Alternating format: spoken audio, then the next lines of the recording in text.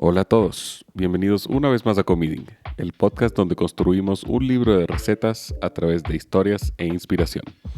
Soy su host, Pablo Mella. ¿Saben algo? Qué bonito es hablar sobre comida. Sobre todo si podemos analizar sus diferentes facetas e ir un poco más allá. Orígenes, tendencias, incluso controversias. Hoy tocaremos muchos temas alrededor de la gastronomía, con una persona que la vive y la respira. Esto es Comiding Podcast. ¡Vamos!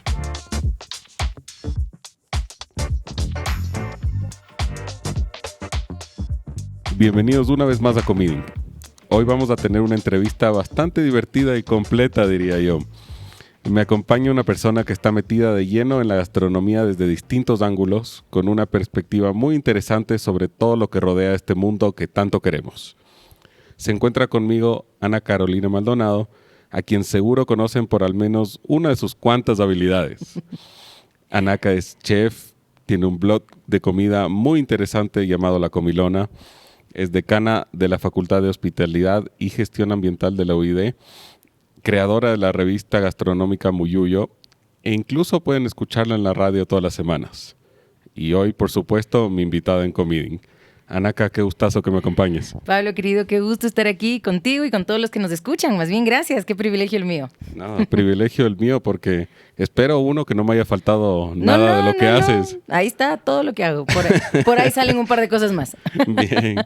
¿Y cómo te organizas para cumplir con todo lo que haces? No sé, honestamente, no tengo idea. Hago 40 cosas a la vez y ya mi memoria sufre por ello a mis tiernos 45 años. Pero no iba a preguntar. No, yo no tengo ningún problema con dar mi edad. Orgullosa de tener 45 años. No, pero sí, es un trabajo fuerte, pues porque obviamente la educación toma la mayor parte de mi día y el tiempo. Pero soy una persona con mucha energía y sobre todo para temas culinarios, así es que siempre tengo tiempo para salir a comer y para hablar de comida, que es lo que más me gusta. Así es, la pasión empuja, ¿no? Así es, la pasión empuja siempre. Bien. Primero quiero que los oyentes te conozcan un poco mejor. Y quiero que me cuentes cómo empiezas a tomar el rumbo hacia esta pasión que tienes hoy en día por la gastronomía. Bueno, yo creo que como seguramente en la mayor parte de casos de las personas que aman la comida en general, independientemente de que hayan estudiado gastronomía o no, mi pasión por la comida nace desde muy chiquita. Tuve el privilegio de poder vivir en algunos países por el trabajo de mi papá y siempre he sido como una persona muy conectada con mi memoria sensorial, que es lo que amo de la cocina, ¿no? Y de este mundo de los sentidos. Entonces, desde chiquita siempre como muy alerta a lo que comía y a los sabores.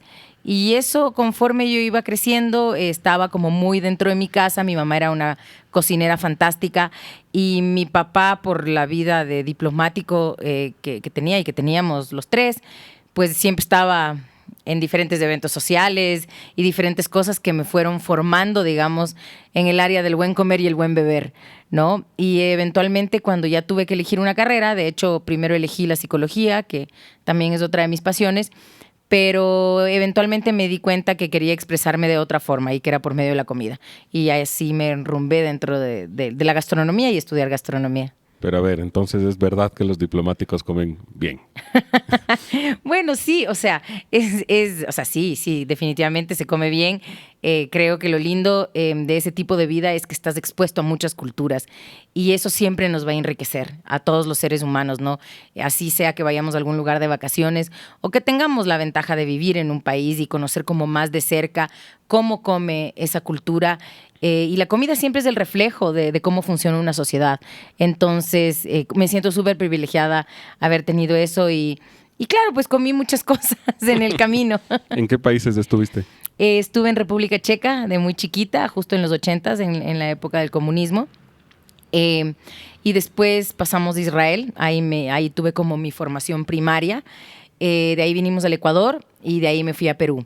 En Perú terminé mi colegio, comencé la universidad, comencé a estudiar cocina ahí y de ahí ya volvimos acá al Ecuador. Y finalmente de ahí mi papá siguió con su rumbo en sus misiones diplomáticas y yo ya me quedé aquí en el Ecuador porque quería saber qué significaba ser ecuatoriana, porque yo no viví aquí esos iniciales años y no lo terminaba de comprender, ¿no? Y elegí quedarme. Es difícil a veces cuando te sientes extranjero en tu propio país, ¿no? Sí, yo a veces siento que juego de local y extranjera a la vez, lo cual tiene sus privilegios, sin duda alguna, ¿no? La mitad de mi vida no viví acá y la otra mitad elegí quedarme acá, ¿no? Pero creo que tengo una visión y una perspectiva súper amplia del mundo, de la gastronomía, de las personas, de los seres humanos, de la cultura, que me ha dado... me ha brindado herramientas fantásticas en mi carrera profesional, sin duda, y en mi vida personal también. Bien, yo me siento parecido, o no me siento, me sentía parecido. ¿Y por qué ya no te sientes? Porque Dijiste sentía. es que acuérdate que yo soy chileno, yo nací en Sí, sí, Chile, sí, pero claro, yo llegué aquí a los 4 años. Claro. Pero de todas formas, sobre todo los niños son crueles, los niños son las personas más crueles que Sí, pueden existir. totalmente. Te hacen sentir como, no sé, pero claro, entonces yo con mis amigos ecuatorianos me sentía extranjero y cuando iba a Chile a visitar mi familia más extranjero, no tenía el acento, entonces Claro, por supuesto. era extranjero por todos lados, pero no, ese sentimiento obviamente ya no está. No, sí, claro. Ecuador es mi casa completamente. Sí, no, sin duda alguna la mía también, pero reconozco que sí, a uno le da una apertura de mente importante el poder vivir en otros espacios y aprender de otra gente siempre. Bien. Anaka, ya que hay bastantes ángulos que tocar, me puse en modo ingeniero. Dije, me voy a organizar un poquito mejor, no tan fluido, digamos, como en otras conversaciones. Entonces, quiero ir tocando los distintos temas que, digamos, tú vas tocando en la gastronomía, claro, en tu día a día. Claro que sí. Y quería empezar por el tema de la docencia. ¿Ya? Entiendo que además de ser decana, das clases. Sí, doy clases. Verás, estoy metida en la docencia desde más o menos hace 17 años, ¿no? O sea, ya he hecho una carrera en la docencia sin haber estudiado educación realmente. Por esas casualidades de la vida entré a dar clases hace muchos años atrás y me encantó, me encanta el poder ser parte del proceso de desarrollo de alguien más joven, ¿no? Creo que tengo cosas que aportar y eso es una profesión que te llena de muchísimas cosas.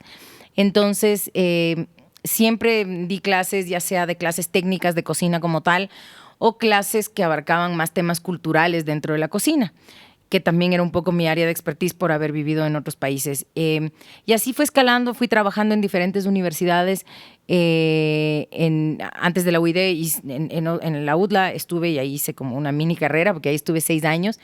Y chévere, y ahí me pasé un poco de la gastronomía a la parte del turismo y la hotelería, ¿no? Y ahora en la UID, pues obviamente como decana que manejo varias escuelas, pero mi pasión siempre es dar clases, ¿no? Y ahora me dedico un poco al marketing gastronómico, que tiene mucho que ver con la comunicación gastronómica en general que yo hago, ¿no?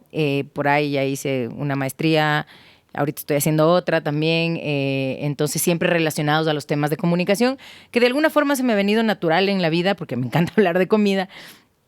Y aquí estamos, ¿no? Y me encanta, como te digo, ser parte del proceso de este desarrollo cognitivo de las personas, de poderles dar herramientas reales para su vida profesional y para cómo deben manejarse en la vida, me parece muy enriquecedor. Bien, y quería preguntarte, ¿cuáles son los valores principales que tratas de transmitir a tus alumnos?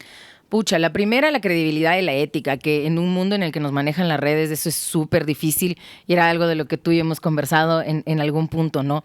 Entonces, eso es una de las cosas en las que hago hincapié, en que cuando vamos a comunicar algo, ya sea en un plato o lo hagamos verbalmente o lo hagamos en audio como ahorita, tiene que ser algo con ética, con transparencia, no algo inventado. Tenemos que, como siempre digo, hacer los deberes, ¿no? O sea, si vas a hablar de un tema, tienes que medio leer del tema, ¿no? Para hablar sobre eso. Y yo creo que esa es una regla que aplica en la vida en general, no solo en el área profesional. Entonces, por lo general, me concentro en eso y también me concentro mucho con los chicos en la escuela de gastronomía, sobre todo con este lema que yo tengo, que es que para ser un buen cocinero hay que salir de la cocina.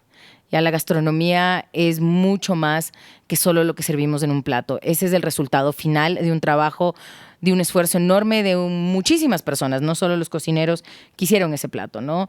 Desde las personas del campo, desde toda la cadena de valor, ¿no? Entonces esa es otra cosa súper importante para mí con los chicos, es el apreciar la cadena de valor, porque vivimos en un mundo donde tenemos chefs que son rockstars y no es así, ¿no? Y ellos tienen que aprender que en efecto no es así, ¿no? El que tú llegues a tener un reconocimiento importante es súper bueno. Sin duda alguna, los reconocimientos son importantísimos, yo creo, pero no es todo. Sí. Nunca es todo, ¿no? Y tenemos que ser un poco más humildes también.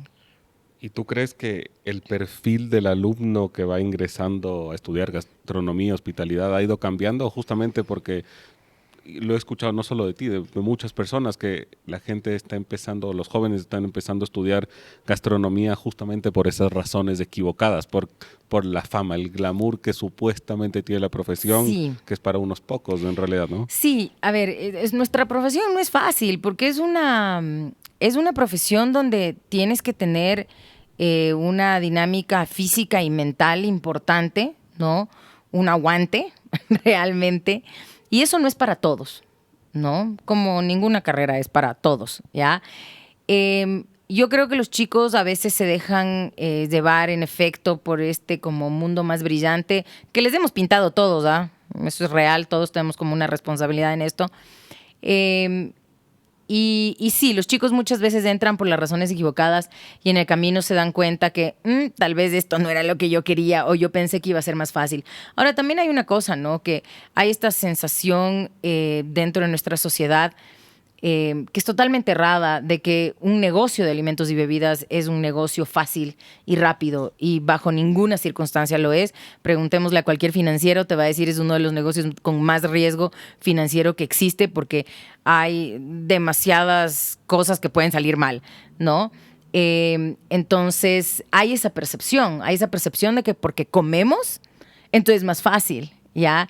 Y ahí es donde estamos mal, ¿no? Y creo que eso es lo que nosotros como educadores, los que estamos en educación, pero inclusive los que son dueños de restaurantes o quien sea, tienes tu propio espacio y siempre tienes tu propio equipo a quien enseñar, ¿no? Yo creo que eso es bien importante, ¿no? Así es. Antes tú hablabas de la ética que quieres enseñarles a tus alumnos. ¿Qué opinas de la apropiación cultural? Últimamente, no sé, yo tengo mis dudas sobre eso, que venga alguien y me diga, tú no eres japonés, entonces no deberías de estar cocinando platos japoneses. Tema por ese lado. ¿Qué opinas de eso? Es un tema, me encanta que me preguntes esto porque nadie me había preguntado, pero es un súper tema como para 3 podcasts más, ¿ya? Porque es una conversación intensa, ¿ya? Yo me cuestioné mucho este tema de la apropiación, sobre todo en el último paro, ¿ya? Porque me cuestioné, bueno, ¿qué es apropiación? ¿No? Lo cuestioné dentro del mundo de la cocina, de hecho.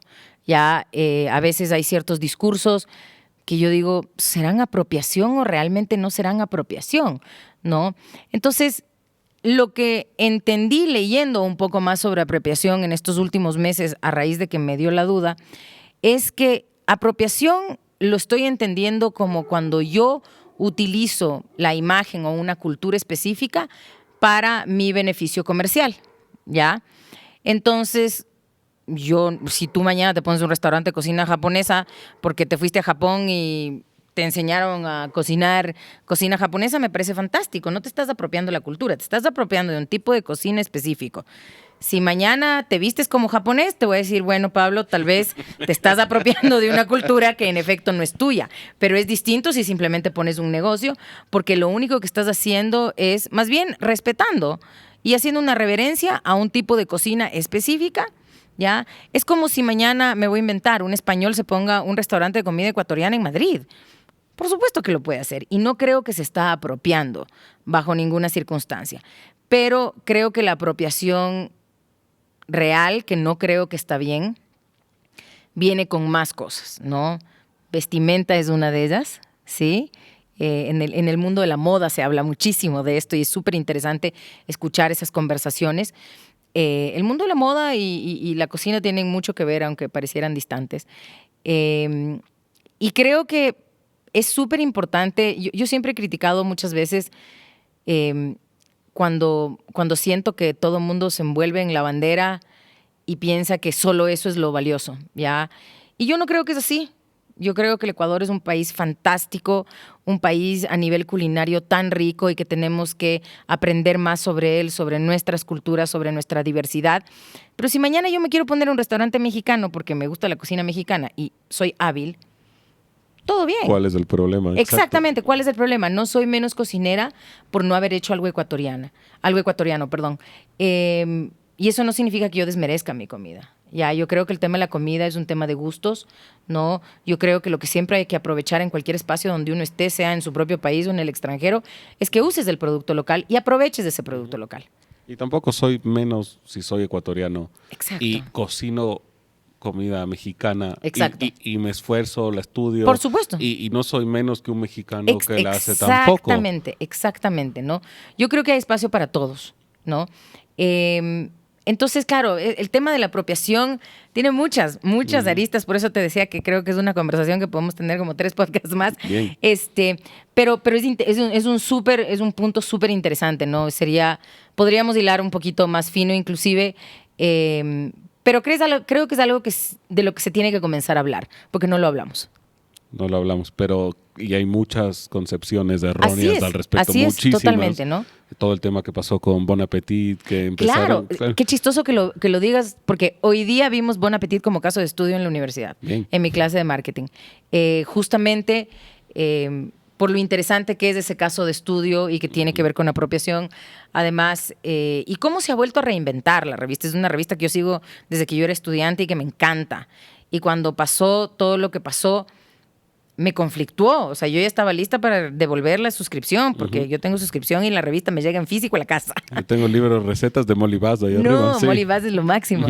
Entonces, estaba lista para votar la suscripción, pero yo dije, no, voy a ver cómo va a reaccionar la revista. O sea, voy a darle chance, porque bueno, todos cometemos errores y aparentemente cometieron un montón que tienen que subsanar de alguna forma y tienen un compromiso con la diversidad de personas con las que trabajan. Y aparentemente lo están haciendo bien, ¿no? Poco a poco han ido levantándose como revista. Tú ves los artículos en la revista, son mucho más inclusivos. Hay muchas más ciudades que están incluidas, ciudades en África, ciudades en Asia. O sea, ya están diversificando también, no solo Estados Unidos, ¿no? Y justo les contaba a mis estudiantes que hace años, Luz, yo decidí escribirles a Bon Appetit. Y me contestaron como un mes después y me cholearon. Ya me dijeron, porque yo puedo escribir sobre la cocina ecuatoriana, no sé qué. Y los manes seguro tuvieron un problema con encontrar el país en el mapa.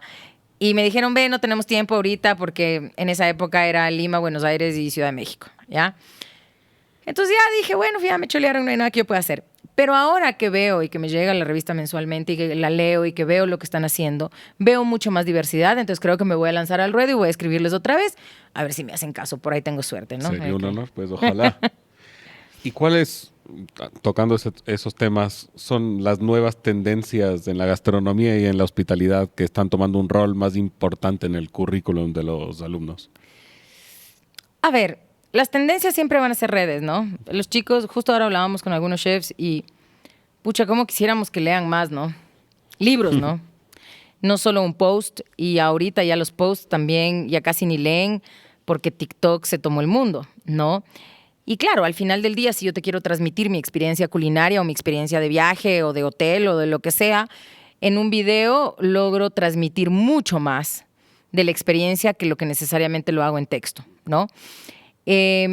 Entonces, trending topics siempre van a ser las redes para los chicos y ellos me han dicho, porque yo les digo, a ver, yo tengo 20 años más que ustedes, o sea, cuéntenme cómo hago para llegar a ustedes. Y la respuesta es TikTok Anaca.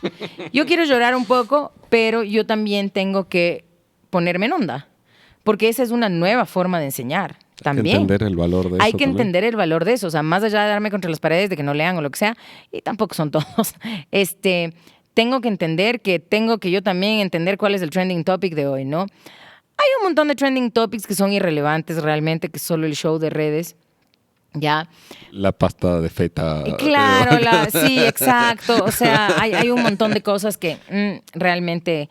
Pero yo creo que el mayor trending topic desde pandemia definitivamente, por más que ha sido algo que siempre ha estado ahí, pero ahora ha salido más a relucir, definitivamente es que sin calidad de producto no haces nada, ¿ya?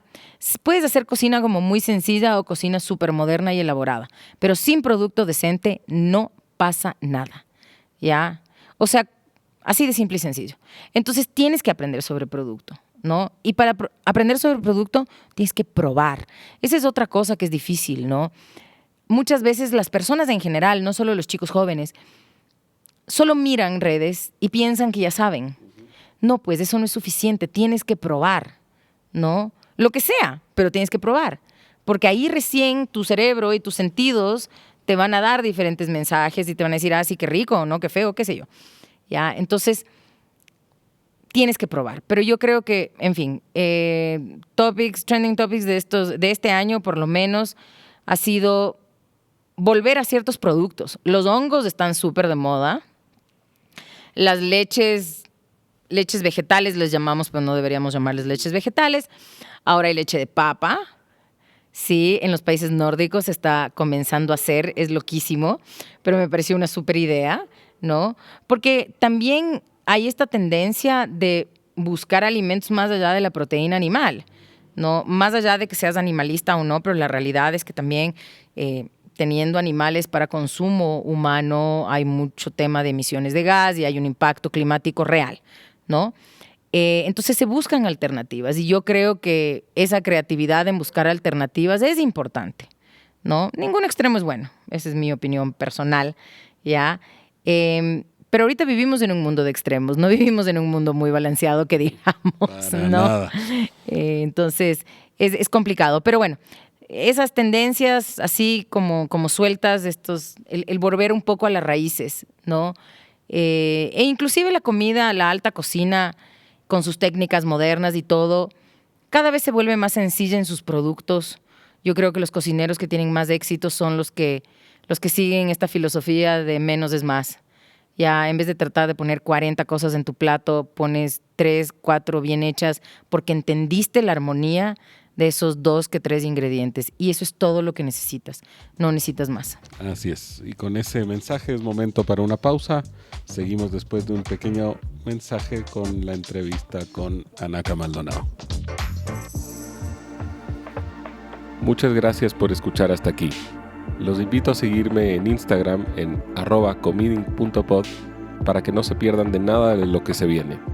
Reseñas gastronómicas, noticias y anuncios sobre futuros episodios del podcast. También los invito a hacer clic en seguir o suscribirse en la plataforma desde la que están escuchando. Su calificación de 5 estrellas me ayuda mucho a seguir creando contenido de calidad para todos ustedes. Ahora sí, de vuelta al podcast. Volvemos a la entrevista con Anaka. Anaka, una de las cosas que te ha hecho más conocida, tal vez, ha sido tu blog. Así parece. O al menos la que, no sé, corrígeme tú, si es que es el que te ha dado más nombre en el mundo de la gastronomía. Al menos cuando yo estaba entrando a este mundo, no te Ajá. conocía. Fue la primera cosa que me saltó, que lamentablemente, como tú decías, es así, en redes es cuando uno se va dando cuenta de ciertas cosas. Sí. Y después te vas dando cuenta que hay más profundidad en las personas, ¿no? Claro que sí. Sí, yo comencé con el blog La Comilona en el 2018, creo, ya, que ya es hace algunos añitos atrás, después de yo como haberme tomado un break de la vida por un momento y estaba así como viendo qué hacía con mi vida. Ya había dejado la universidad, había cerrado 2 negocios, entonces eso también fue complicado porque tuve mi propio restaurante, tuve mi bar de cerveza artesanal. Prueba que hasta la profesora Claro, también le cuesta, entonces, para que vean. Exactamente. Entonces, claro, cerré 2 negocios, mi madre había fallecido recientemente, entonces estaba en un momento, en un turning point en mi vida donde necesitaba estar calmada un rato y entender qué quería hacer, o sea, como que reencontrarme. Y en ese momento me di cuenta de que soy hábil para hablar y para contar historias y simplemente tener amenas conversaciones sobre diferentes temas. Y sobre todo de la comida, ¿no? Y sobre todo esta parte sensorial, como te dije al inicio, que me llama tanto la atención del alimento y de las experiencias gastronómicas como tal. Entonces, como no tenía idea de cómo hacer un blog, me metí a un curso de una bloguera más experimentada que yo aquí en el Ecuador y dije, bueno, aprenderé, ¿no? O sea, nunca es tarde. Entonces, claro, la clásica, me metí a aprender con chicas de 20 años y yo decía, Diosito Santo, yo voy a salir en Instagram y mi perfil va a ser público, me voy a morir. Yo no era mucho de redes, o sea, Facebook lo tengo hasta el día de hoy. Pero claro, era para el tema social, digamos, o de saber qué pasa con los compañeros de colegio, pero nada más. Y Instagram lo tuve ahí, pero desatendido durante muchos años. Y el día que me tocó pasar de ser privada a pública, de aplastar ese botón, dije, Diosito Santo, ¿qué he hecho? ¿No? Porque era un mundo como súper desconocido para mí. Y lo hice y aprendí muchísimo. Aprendí que uno controla lo que uno quiere que la gente vea, definitivamente. Uno sí tiene control sobre eso, simplemente tienes que ser metódico y entender algunas cosas. Ya me dio como menos miedo de sentirme como vulnerable. Y me abrí mi página, aprendí a tener una página, me mandé a medio a hacer un logo y dije, ya, La Comilona Blog. Bueno, y buscando el nombre, no tenía idea cómo poner el nombre, hasta que un amigo me dijo, pero tú eres súper comilona. Y dije, sí, ¿no? Es verdad. Y un amigo muy querido que no vive acá, y dije, no, La Comilona Blog. Suena bien. Dele. Y ahí comencé a simplemente escribir sobre diferentes temas que me gustan escribir, entre recetas, porque también lancé recetas ahí, o cosas ya un poco más de opinión. En un momento en la ciudad donde habían muy pocos espacios. O sea, yo siento que todavía hay pocos espacios, pero solo había como un blog que ya iba mucho tiempo, que era Mortero de Piedra, de Ivana Sausich. Y de hecho, un poco yo le agradezco a ella muchísimo, porque ella fue la que me introdujo también en este mundo. Eventualmente nos conocimos yo que sé, coincidencialmente por algún evento o lo que sea. Y ella como me llevó un poquito de la mano en mis inicios, hasta que ella decidió comenzar a hacer otras cosas, ¿no? Pero ella siempre va y viene con el tema de comida, pero ella ya, digamos, se encaminó en otras cosas, pero ella fue una de las primeras. Entonces ahí como que le seguía ahí la batuta y como entender, y ahí me fui acoplando otra vez al mundo de la cocina. O sea, al mundo del cocinero operativo, porque yo he estado en el mundo académico nomás. Entonces ahí como que comencé a contactarme con las nuevas generaciones de cocineros, entender lo que era la vieja guardia de cocineros, además que fueron mis profesores, entender que era mi generación en todo esto y los chicos nuevos, ¿no? Que ya están trabajando todos en restaurantes, muchos tienen sus propios restaurantes, otros no, en fin. Entonces, ahí como que poco a poco fue creciendo mi reputación, más que ni seguidores, ni mucho menos, eso, digamos, no es tan importante. Y la gente comenzó como a respetar mi opinión y yo quiero creer que es porque en efecto soy cocinera. Así de simple. Tú sabes de lo que hablas al final. Exacto, sé de lo que hablo al final, ¿no?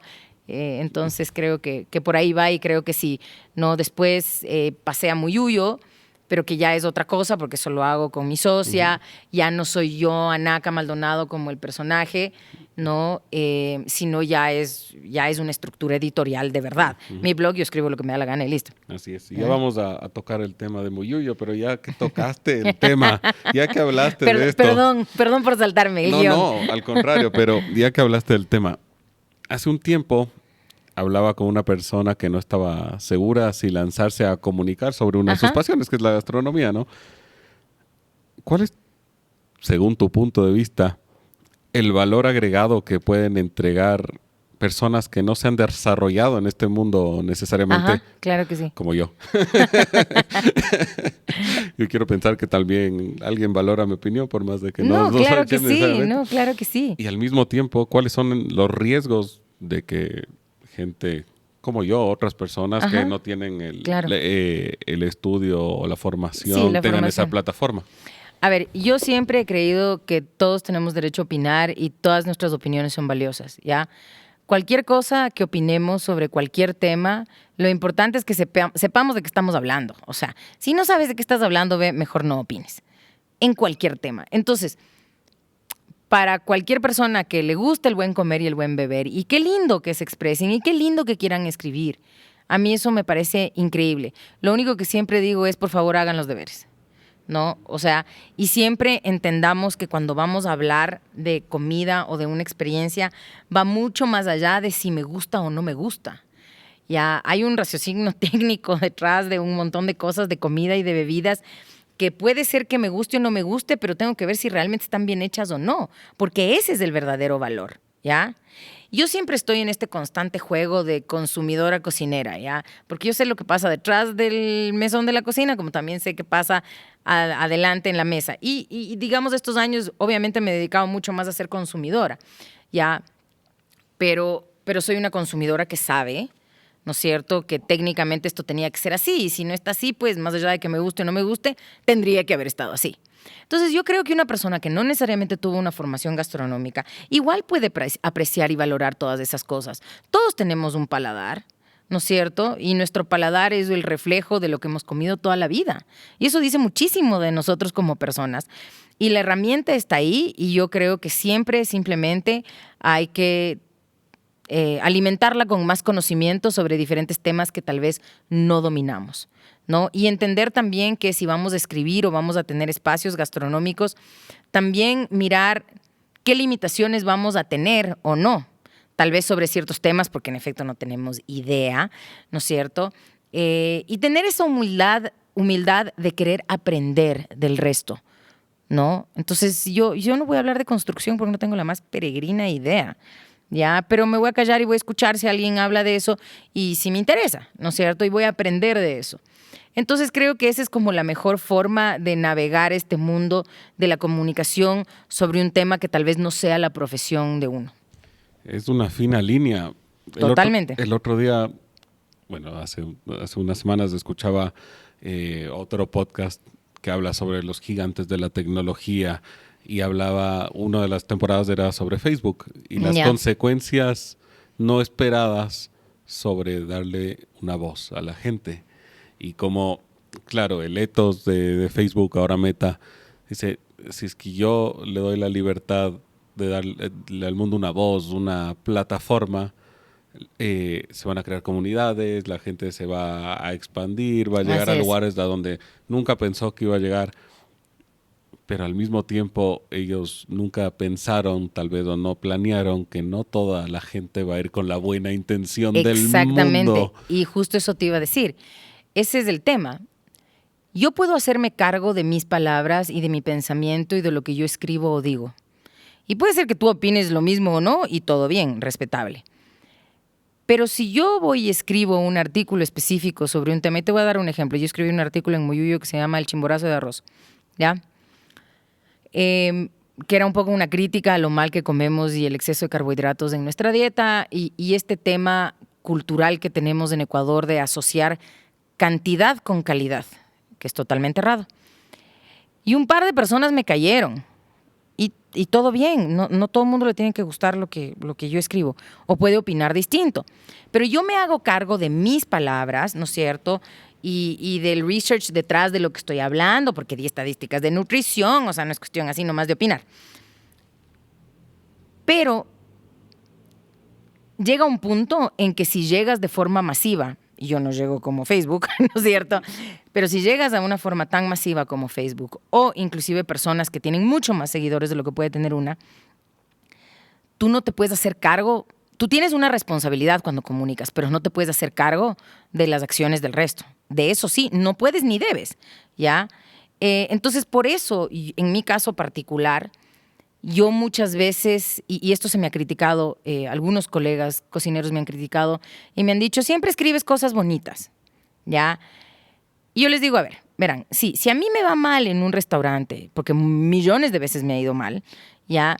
Yo prefiero, si soy amiga del dueño, le voy a decir ese rato. Si no soy amiga del dueño, seguramente se lo voy a hacer saber al administrador el día siguiente, al dueño, un correo electrónico. Se lo voy a hacer saber. Pero, ¿por qué voy a publicarlo? ¿Ya? Si yo sí te puedo hacer daño haciendo esa publicación.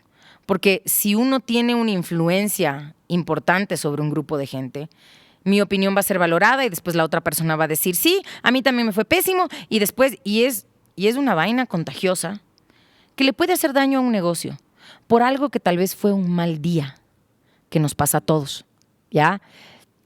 Entonces yo personalmente no creo en en divulgar al 100% un montón de cosas, sino decirlas de forma frontal, el momento en que tienes la experiencia y donde tú puedes decir esto está mal por tales y tales razones y esto es lo que debería hacer para corregir de pasito.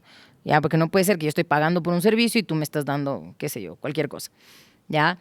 Entonces, una de las consecuencias definitivamente de estar en comunicación y tener una voz, ya sea en redes, ya sea por escritura o en un podcast, en una radio, es que en efecto tienes que hacerte cargo de tus palabras, pero no puedes hacerte cargo del accionar del resto.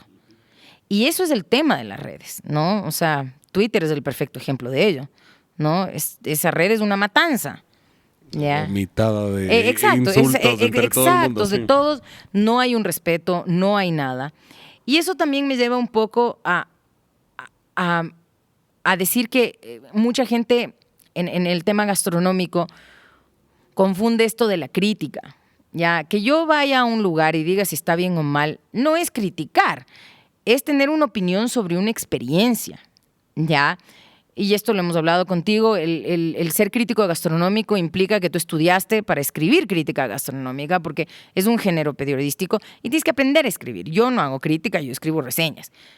Mis reseñas tienen obviamente mi opinión, pero la escritura de la crítica es una específica, ¿ya? Que de hecho muy pocas personas la hacen realmente, ¿no? Entonces... Pero confundimos las palabras y los conceptos muchas veces, ¿no? Entonces, claro, hay que criticar. No hay que criticar. Hay que hablar con propiedad de las cosas, hay que entender, ¿no es cierto? Y el poder de la comunicación es un poder enorme. Por eso siempre hablo de la ética, ¿no? Y yo no soy pilar moral de nada, ni pretendo serlo, pero sí creo que hay que ser transparente en las cosas y sobre todo cuando tienes una audiencia, así sea de 1 o sea de 1.000.000, pero solo eso ya tiene responsabilidad. Claro, y ahí lo que dices choca un poco con lo que hago, lo acabas de mencionar.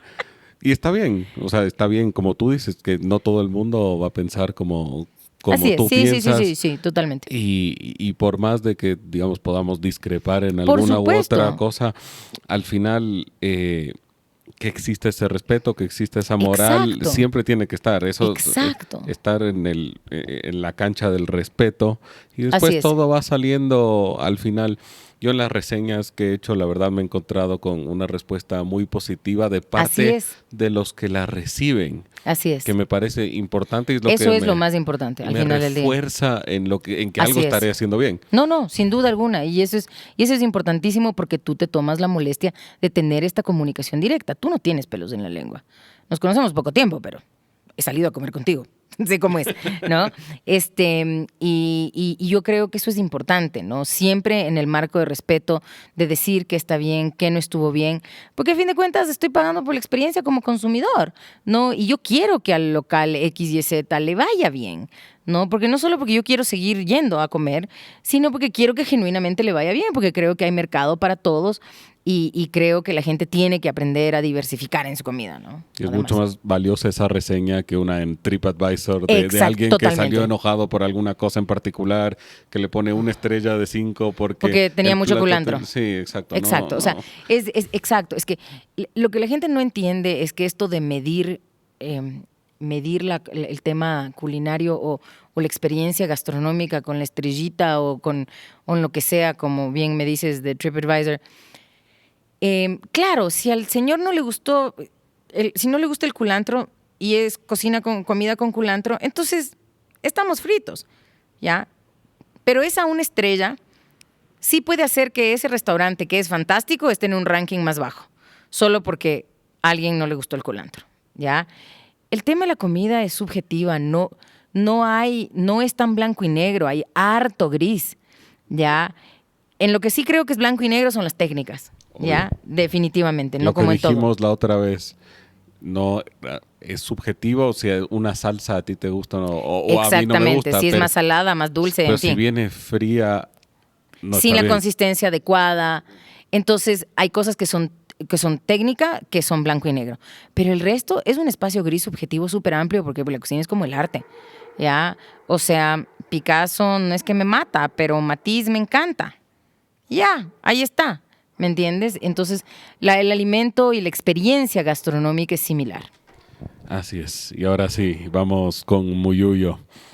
¿Cómo se dio la idea de crear una revista gastronómica? Es como dar un paso más allá de lo que hacías, Sí, ¿no? sí, sí, es un paso que dimos, yo creo que sin saber ni leer ni escribir con mi socia, pero ya embarcadísimas porque ella es gastrónoma igual que yo. Ella estudió comunicación gastronómica, de hecho, ella tiene una maestría en eso. Y somos amigas hace algunos años y en pandemia, una noche, yo le dije, oye, yo hace rato creo que esta ciudad necesita un espacio para tener una mejor comunicación gastronómica y siento que no la hay, ¿ya? Entonces, porque realmente había muy pocos espacios escritos y digitales. Y le dije, tú y yo consumimos muchas revistas del extranjero, británicas, americanas, en fin. Y en Latinoamérica hay espacios digitales, muchísimos y unas que otras revistas. Y dijimos, pero aquí en el Ecuador de verdad no hay. O sea, que en el comercio alguien de vez en cuando hable de comida, bueno, es una cosa. Pero, y que una revista social haga un artículo sobre un chef, ok, todo bien. Pero no hay alguien que esté constantemente hablando de esto. Entonces, perdón. Entonces dijimos, bueno, blogs existen. O sea, hay un montón de gente que escribe al igual que yo. Pero decidimos como lanzarnos ya a un tema editorial de verdad. Y ha sido una locura. Ha sido una locura porque, claro, como te digo, dos cocineras en el mundo editorial. Y ha sido un aprendizaje increíble, durísimo, durísimo, muy emocional, yo creo que para las dos, porque en efecto entramos en un terreno que no conocíamos bien. ¿Quién es tu socia? Carla Echeverría, ya. Entonces, ahí hemos ido navegando de la manito las dos. Este año hemos estado un chin medio en pausa porque estamos como reveyendo ciertas cosas de cómo vamos a sacar las ediciones, porque en un inicio, embaladas que somos, dijimos, no, vamos a sacar una edición mensual con 25 artículos en cada edición y no teníamos la menor idea de qué estábamos hablando. O sea, el trabajo editorial es una cosa ridícula, tiene que haber una curaduría, pero, o sea, olvídate. Y claro, cada una, o sea, ella y yo tenemos distintas habilidades. Entonces ella es mucho más editorial que yo y yo soy la relacionista pública, pues, ¿no? Entonces, claro, a veces, y somos las dos. O sea, siempre tenemos a alguien más en el equipo que está trabajando con nosotros, ayudándonos con diferentes cosas. Pero al final del día somos 4 en el mejor de los casos, 3 o 2. Entonces ha sido un trabajo titánico, pero este año ya decidimos que para finales de año, ya vamos a lanzar una nueva web y vamos a ordenarnos un poco más en nuestras ediciones y seguir pidiendo colaboraciones, ¿no? Porque lo lindo es que no solo nosotras escribamos, sino que diferentes personas escriban y encuentren su voz a través de lo que gira alrededor de una mesa, que es básicamente la esencia de Muyuyo, ¿no? Esas conversaciones alrededor de la mesa. Bien, y ahí me empezaste a guiar con dos preguntas. Si es Dime. solamente digital o también es impresa.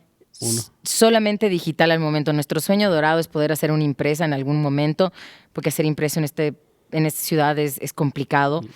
Y más aún porque la impresión va muriendo poco a poco. Pero Carla y yo somos amantes de la impresión, entonces ojalá lo logremos. Es una meta a largo plazo, pero al momento es solo digital. Y eso queda además en el tiempo. Es sí, bonito totalmente. verlo en una repisa. Sí, ese es mi bebé. Así es. Estoy segura que lo vamos a lograr eventualmente. Así es. ¿Y qué perfil? Porque, bueno, al final me dejaste con lado, porque también no solo escriben ustedes, sino hay gente... Claro, escriben diferentes personas. ¿Qué perfil de escritor se ve en Muyuyo? Verás, realmente queremos personas que con criterio, obviamente. Que sepan de lo que hablan. Que sepan de lo que hablan, pero a ver, que escriban sobre lo que para ellos representa algo importante alrededor de la mesa de estas conversaciones. Entonces, eso puede ser desde que yo, que escribí sobre el Cotopaxi de arroz, como alguien que escribe sobre su ciudad y qué significa para él o para ella su ciudad, o las mujeres en la cocina, o yo qué sé, o sea, hay 100,000 temas. O sea, hay miles de temas, ¿no? Y siempre Carla y yo estamos muy ligadas a la cultura y al arte, ¿no? Entonces, la revista tiene un tinte cultural importante, tenemos una parte de diseño, de gastrodiseño, que nos mueve muchísimo, ¿no? Seguramente el próximo año haremos un pequeño concurso para sacar un pequeño libro libro, pero ¿cómo se llama? Recetario. Un fanzine, no, un fanzine que se llama, que es este libro pequeñito de diferentes historias que la gente puede escribir alrededor de la comida, ¿no? Que puede ser ficción, puede ser la historia de tu abuela, puede ser miles de cosas, ¿no? Porque siempre es, o sea, no se trata de nosotras, es nosotras poder contagiar a la gente sobre nuevamente hablar de estas cosas. Yo a veces tal vez soy más política, ella menos y ella más profunda en otras cosas, ¿no es cierto? O sea, varía. Entonces siempre invitamos a personas que quieran escribir y que tengan un buen tema, así de simple y sencillo, que puede ser algo ligero, como puede ser algo súper profundo, ¿no? Pero la idea es que el espacio sea una voz. Es increíble cómo da este mundo para conversar, ¿no? Sí. Qué bestia. Un montón. Horas de horas. Así es. Y días y meses. Quería sacarte un poco de la cabeza tu perspectiva sobre la gastronomía. Hablar un poquito más allá. Ya hemos ido tocando algunos temas, ¿no? Pero empecemos a hablar un poco más sobre eso. ¿Cuál es tu opinión sobre la posición y la dirección de la gastronomía ecuatoriana hoy en día? Yo creo que se han hecho avances gigantes. Yo creo que estamos todavía en el inicio de entender nuestro país como un producto turístico y entre esos el ser un destino turístico. A mí me encantaría que nuestros gobernantes, sean estos cuales sean, en el turno que sean, se dieran cuenta también de eso, ¿no es cierto? Porque creo que el turismo gastronómico es algo que podría traer réditos importantísimos al país, más allá de los productos que ya exportamos. Pero lamentablemente todavía no hay esa visión del todo, ¿no? Porque eso involucra invertir dinero, involucra muchísimas cosas. Pero yo siento que en estos últimos 10 años han habido avances increíbles, porque poco a poco estamos aprendiendo más sobre nuestra comida, estamos aprendiendo más sobre nuestra cultura, sobre nuestra historia, cómo comemos en la ciudad, por qué comemos como comemos en la ciudad, cómo se come en el campo, por qué, cómo, cuándo. Y el momento en que nosotros comenzamos a entender eso, comenzamos a descubrir nuestra identidad gastronómica, algo que tal vez no estaba tan presente, ¿ya? Entonces yo creo que vamos a buen paso, nos falta todavía, y yo creo que esto lo podemos ver reflejado desde el fine dining hasta la hueca, ¿ya? Ahora y hablando de las huecas, ¿no? Las huecas son toda una asociación ahora dentro de la ciudad, están súper organizados. Es más, se llama Azohuecas. Se llama Azohuecas, de hecho. En efecto, se llama Azohuecas. Y recién, de hecho, hubo un evento fantástico que fue el primero que fue apoyado por Quito Turismo, que fue súper bien organizado, donde jamás se pensó que tanta gente iba a ir a probar. Y se dieron cuenta que el espacio fue muy pequeño y el próximo año tienen que hacer casi todo el bicentenario para aguantar la cantidad de gente que fue a probar el locro de tal lugar, el mote con chicharrón del otro y la competencia entre el uno y el otro y los hornados y todo. Porque el ecuatoriano come poco ecuatoriano en su día a día. Exactamente. ¿Ya? Come poco ecuatoriano en su poco. día a día y creo que eso tiene que comenzar a cambiar. Es que si no, ¿cómo creamos una cultura gastronómica local? Así es. ¿No? Es el comienzo de una conversación más larga pues, todavía. 40, sí, con comida y trago de por medio. Así es. ¿Cuál es la mayor virtud de la gastronomía ecuatoriana? Nuestra diversidad y variedad de productos. Somos un país súper chiquito, pero tenemos una variedad de productos que además son tan versátiles. El verde, por ejemplo, que, ojo, no es ningún descubrimiento, hay verdes en un montón de países en el mundo, pero yo siento que nosotros lo utilizamos de formas muy distintas, no más allá de un patacón, por darte un ejemplo tonto, digamos, ¿no? En palabras coloquiales, le sacamos la madre al Le verde. sacamos la madre al verde, ya, que en otros lugares tal vez menos. Entonces, para mí, clave nuestra diversidad. Somos un mundo con tantos tipos de alimentos, de comidas, de productos. Y lo bello de ser un país tan chiquito es que en cada rincón y en cada familia y en cada ciudad y en cada lugar tenemos los mismos platos que se hacen de diferente forma, ¿no? El mejor ejemplo de eso siempre es la fanesca para mí, ¿no? Porque estoy segura que la fanesca que hace tu abuelita no será la misma que hace la mía, ¿ya? Pero igual es una fanesca, ¿no es cierto? Pero eso es lo lindo, ¿no? De que hay esta diversidad y hay esa variedad. Entonces yo creo que eso es clave en el Ecuador. ¿Y qué debemos aprender de otros países? Ojo, no copiar. Tal Aprender, vez sí, sí. adaptar, tal vez. Adaptar o aprender, no, aprender. Yo creo que tenemos que ponernos más pilas en lo que es marketing y aprender a ser un poco más vendedores y ser más estratégicos, porque vendedores podemos ser, pero no siempre vemos el big picture, o sea, no siempre vemos como el panorama mucho más ampliado. Y nos limitamos a ciertas cositas. Entonces yo creo que ese es un aprendizaje que tenemos que tener de nuestros hermanos de Colombia, de Perú, de México. Y claro, lo que a ellos también les ha ayudado muchísimo es que ellos han tenido una estructura estatal que les apoya, ¿ya? Y eso ayuda muchísimo, legislaciones, en fin, que nosotros no tenemos. Sin embargo, creo que esas estrategias son las que tenemos que aprender y acoplar, que son estrategias al final del día.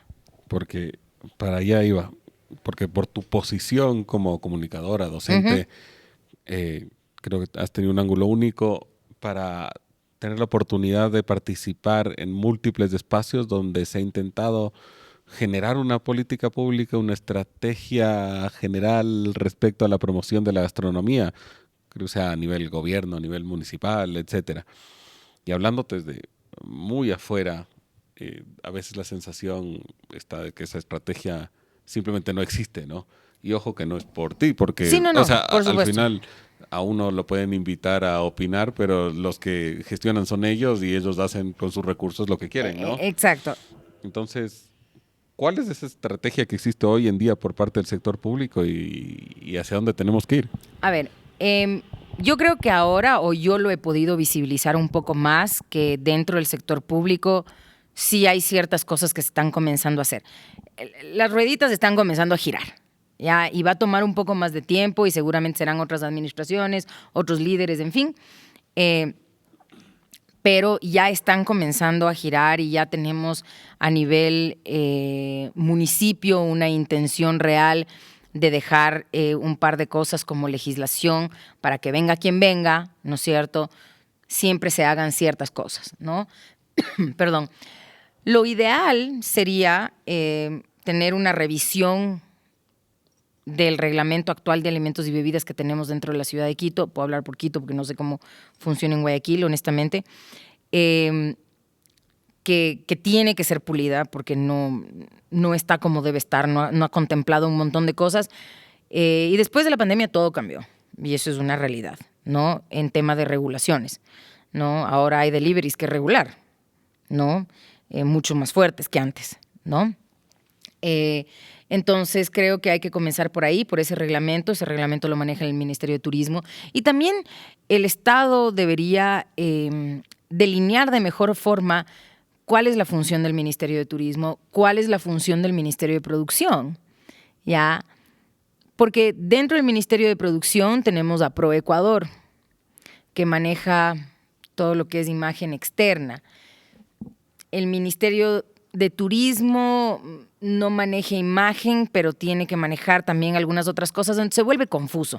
Entonces, necesitamos legislación a nivel Ministerio de Turismo, que yo creo que sería como el más alto rango, y cosas que yo considero que no necesariamente necesitan un presupuesto enorme, porque sé que eso es lo que menos hay en general, en esta administración o en la que venga, porque también no se le ha dado el valor, ¿no? Y vamos viendo cómo en el resto de países alrededor de nuestra región, ni siquiera el mundo, sí van invirtiendo en eso, ¿no? Y todavía no se ha visto ese valor.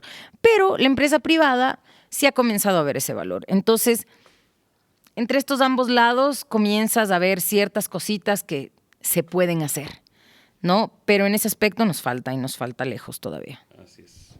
Así es, así es.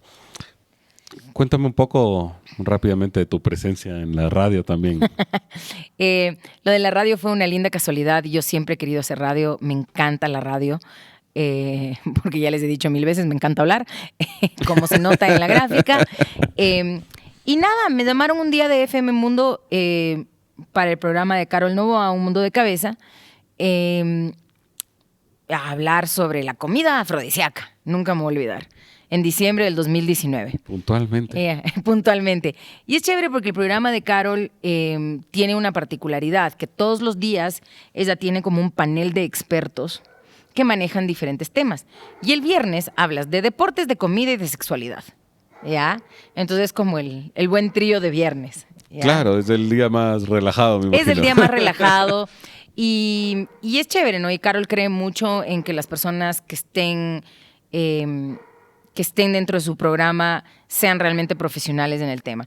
Y yo lo vi como un espacio simplemente para hablar de comida, para hablar de lo que pasa en la ciudad.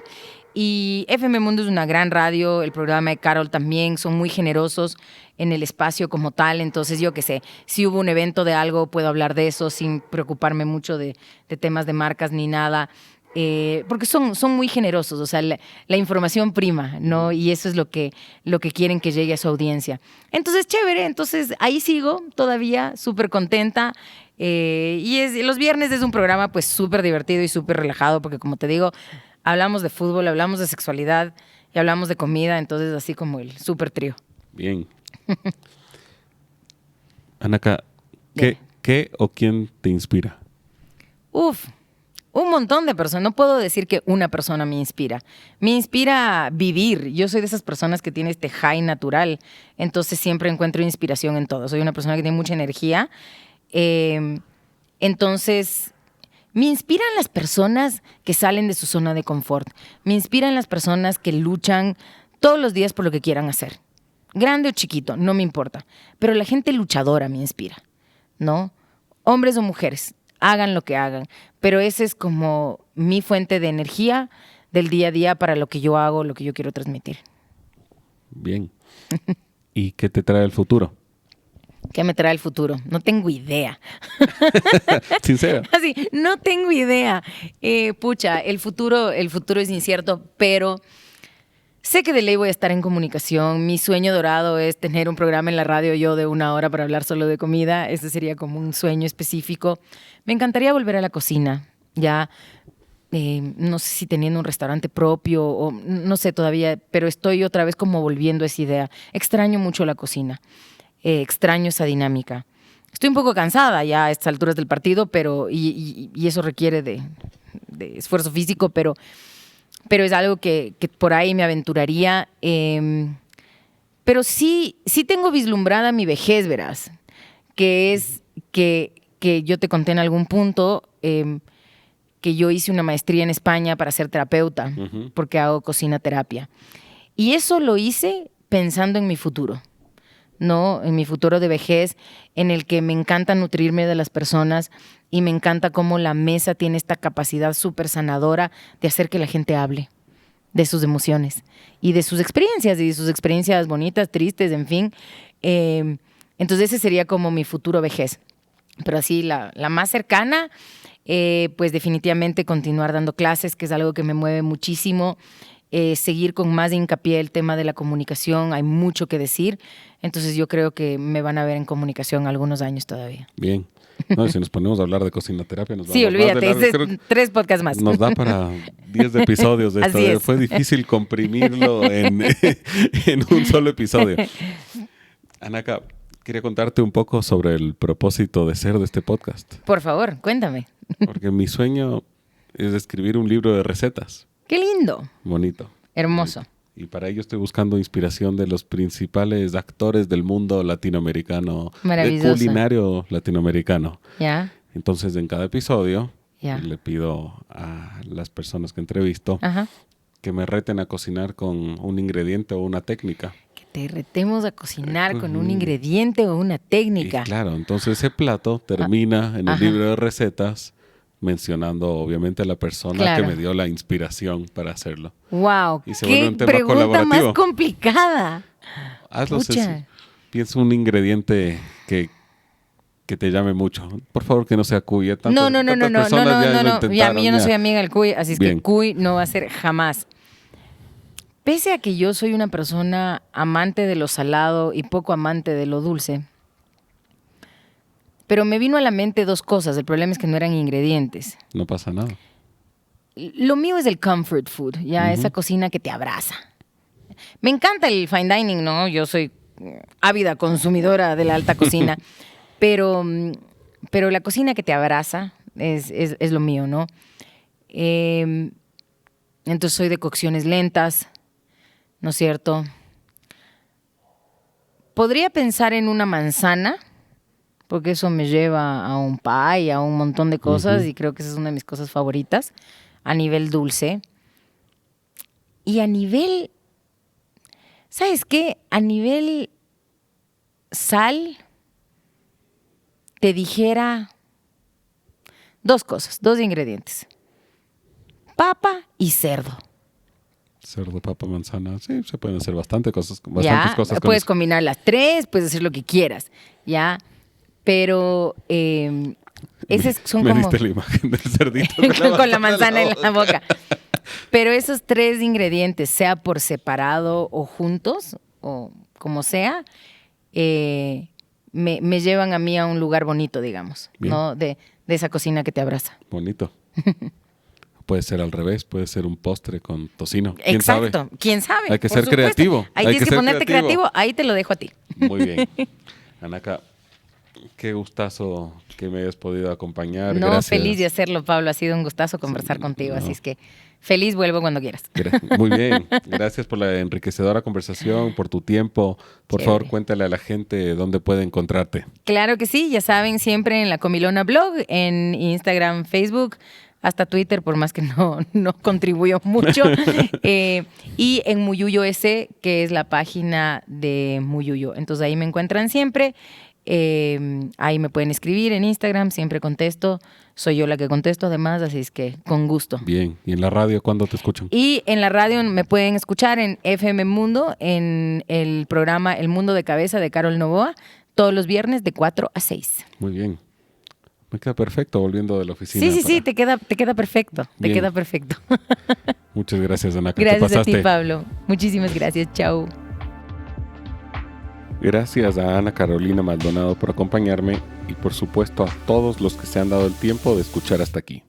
Por favor, no olviden seguirme en Instagram en @comidink.pod y de darle una calificación de 5 estrellas en su plataforma favorita a este podcast, el cual lo podrán encontrar en Spotify, Apple Podcast, Anchor, Google Podcast y Stitcher.